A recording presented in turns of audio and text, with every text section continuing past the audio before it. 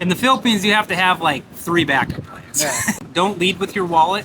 And she became accustomed to a lifestyle. I couldn't keep the facade up. Wanted the fancy house, wanted the new BMW, Yeah. wanted the Gucci bag to show off to her other Filipino friends. Hi, please tell us your name and where you're from.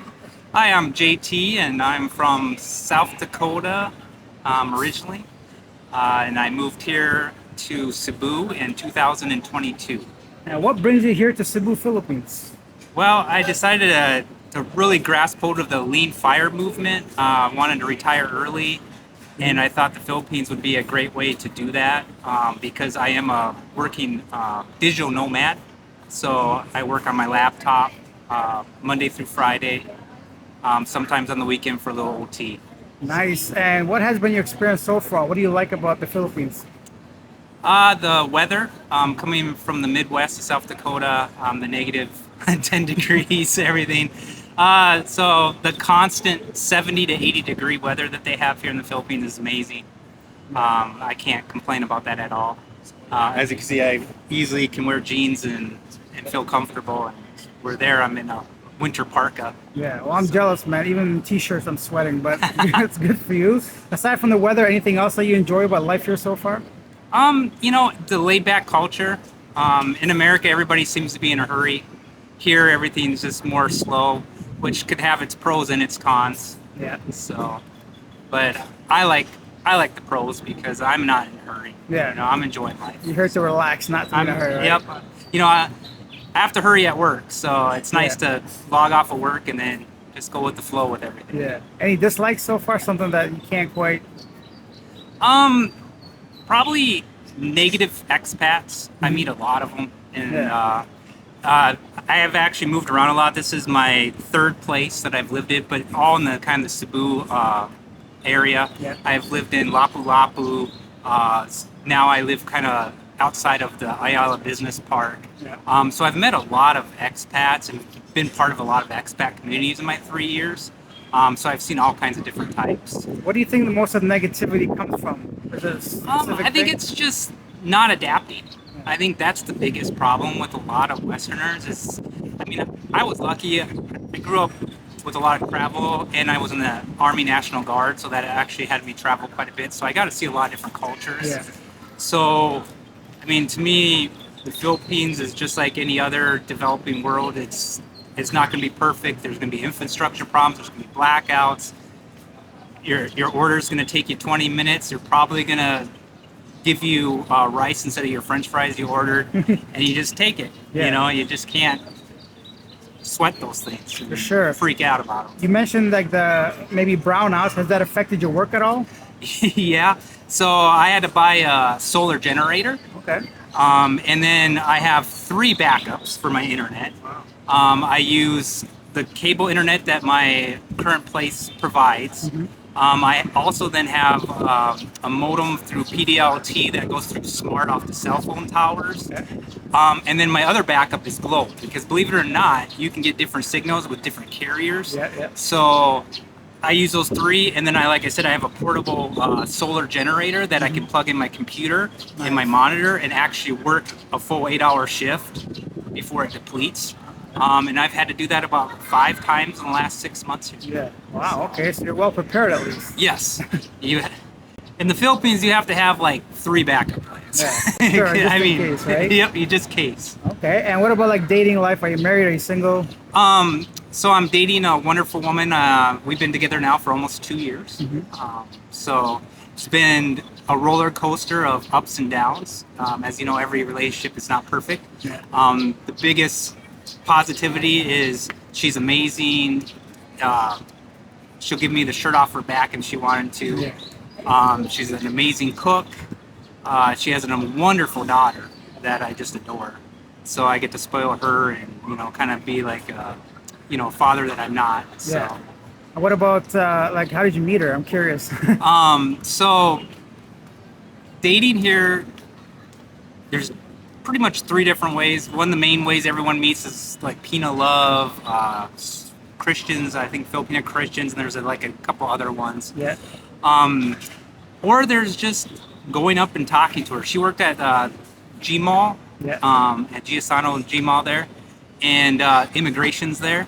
And I went in there and started shopping and just started talking to the cutest girl there and started Yeah. flirting. And turned out she was a single mom. And as you know, single moms are usually single Yeah. because Yeah. the other Filipinos, they, you know, she like she said, she has a hard time meeting men. Whenever she brings up her daughter, they just kind of run away. Yeah. Same thing happens in America and every other culture. Yeah. That responsibility scares people away. What about you? Do you have kids yourself? Yep, I have one daughter from a previous Filipina. Okay. She lives in Norway.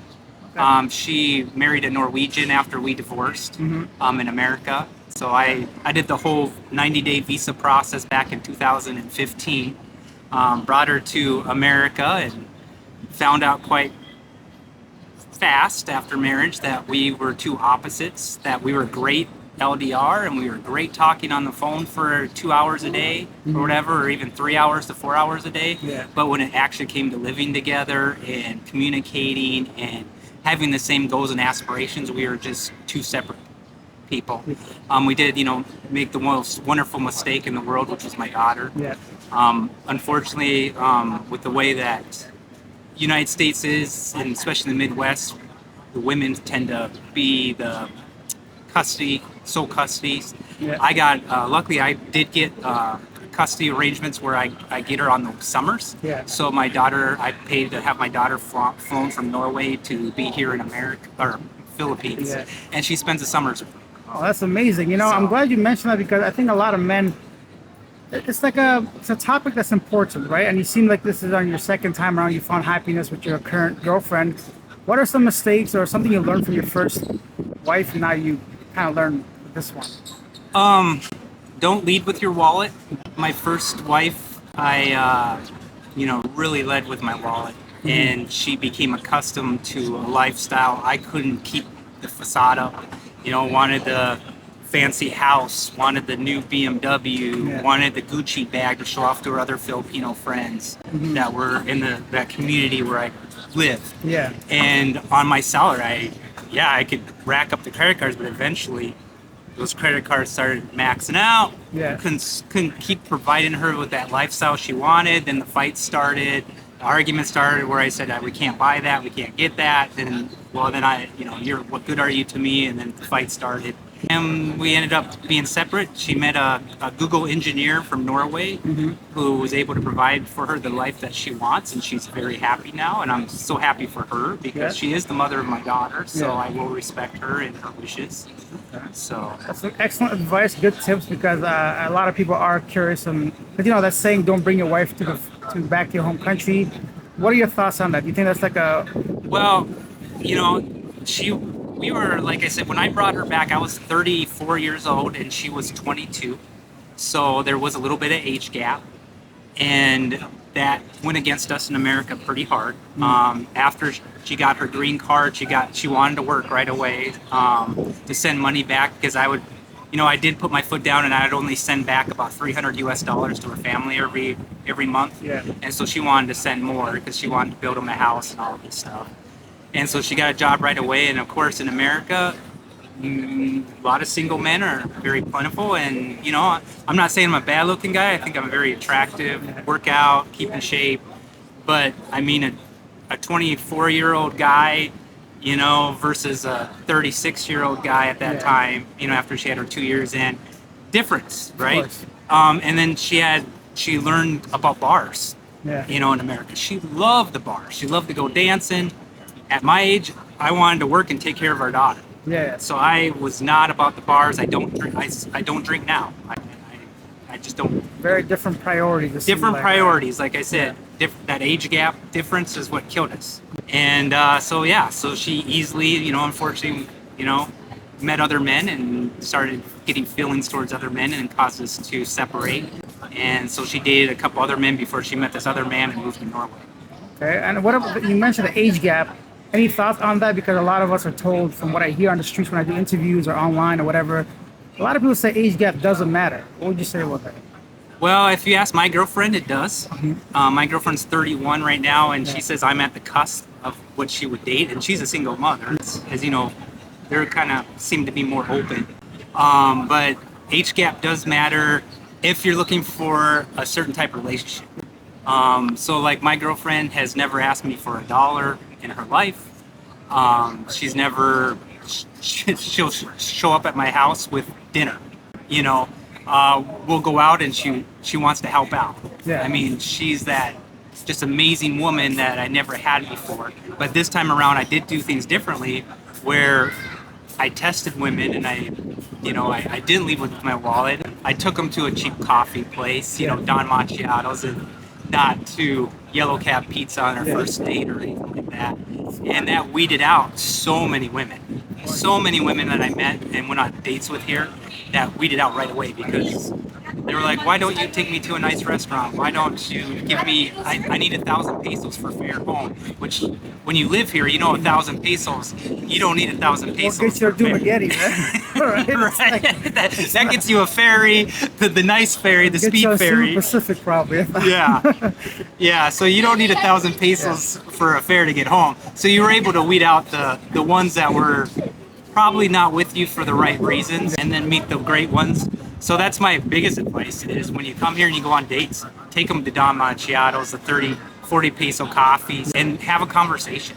And just learn what her aspirations, her wants, is she obsessed with being a social media model or whatever? And if that's what you want, then go for it. But I'm telling you, you're going to be falling around taking pictures of her, and that's the lifestyle you're going to have to change, because a lot of Filipinos, like my girlfriend says, their idea of a foreigner is to hopefully make them famous on YouTube or Facebook shorts and stuff like that, because they see all these role models, these women dating foreigners, and then they try to portray this fancy life on the whole YouTube. FM thing, right? Where it's Yep. like, A fam, having a fam baby, all that stuff is like huge here.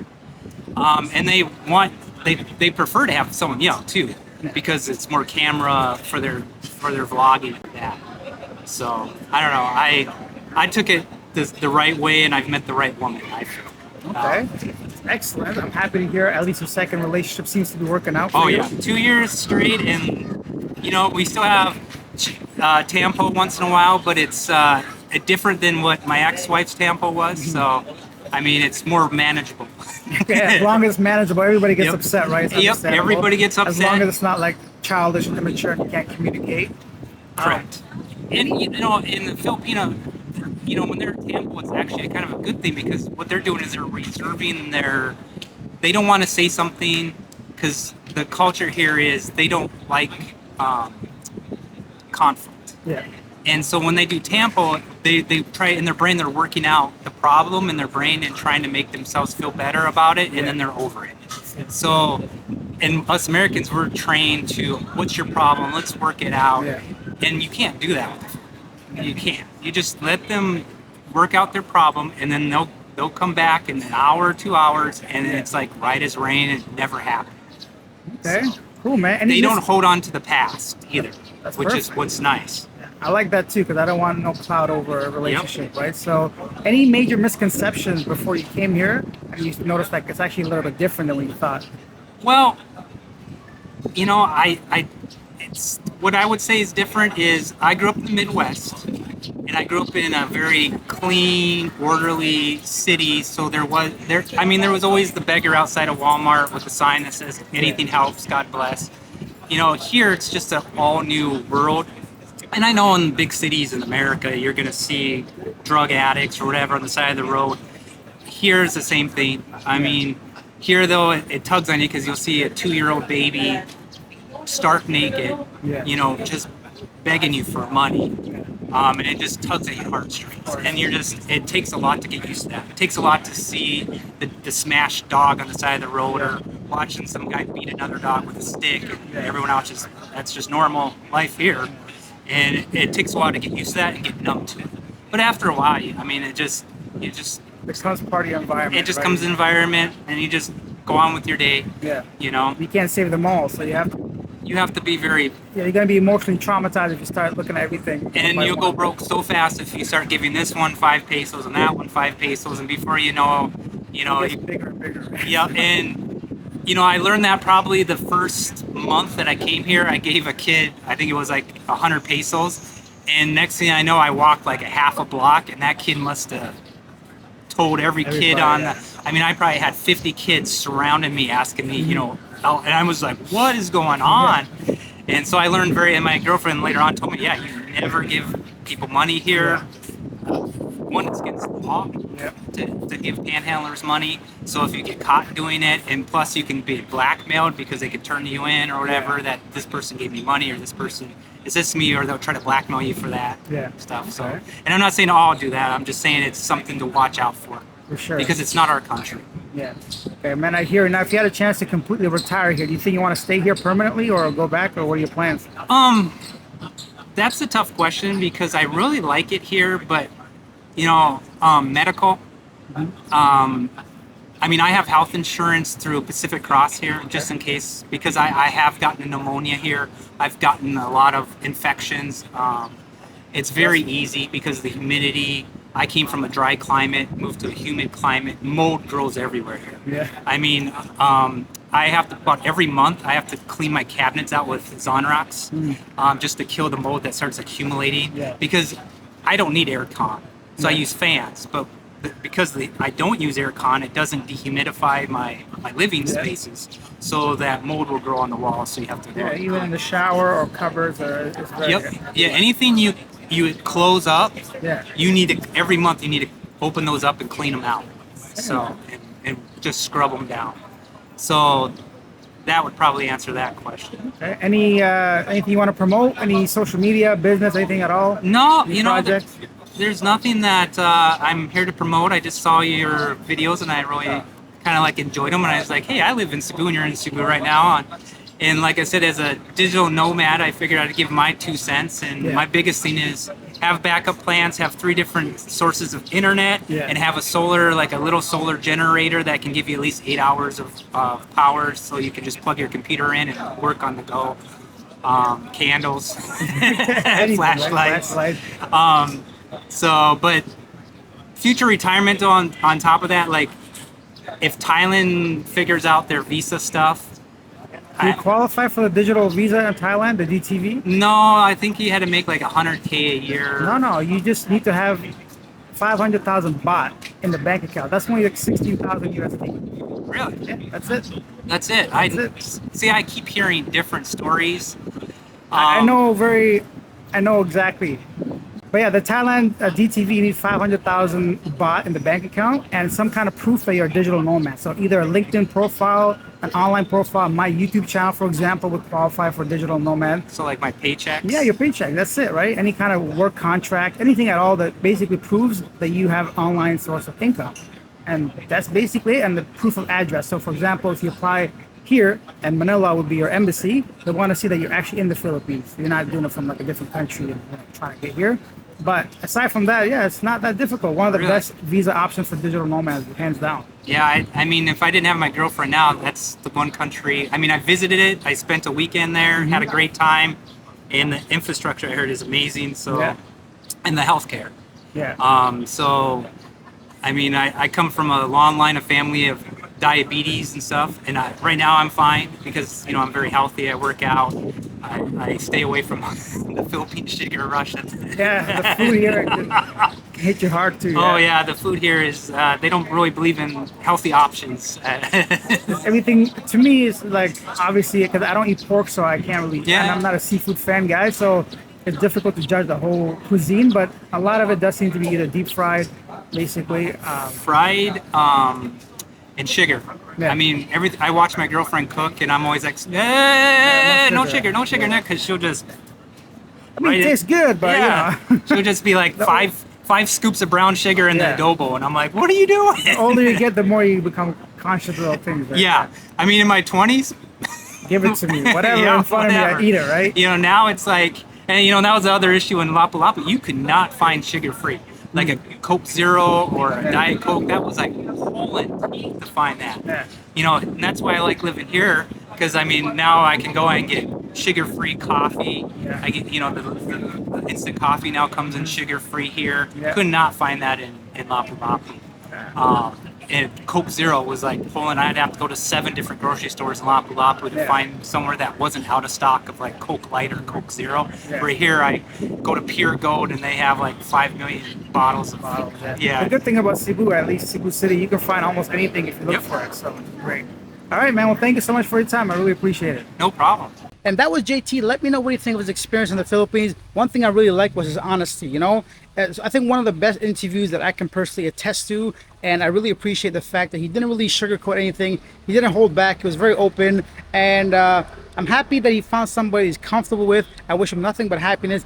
And he mentioned a couple dating sites. I don't trust the ones he mentioned, to be honest. The only dating site I trust in the Philippines is Peanut Heart. So if you're looking for somebody to go ahead and talk to, check out Peanut Heart. I highly recommend them. As I go ahead and walk around this beautiful garden behind me, I'm kind of like blending into, like, you know, what do you call this, the whole trees and bushes and plants and such.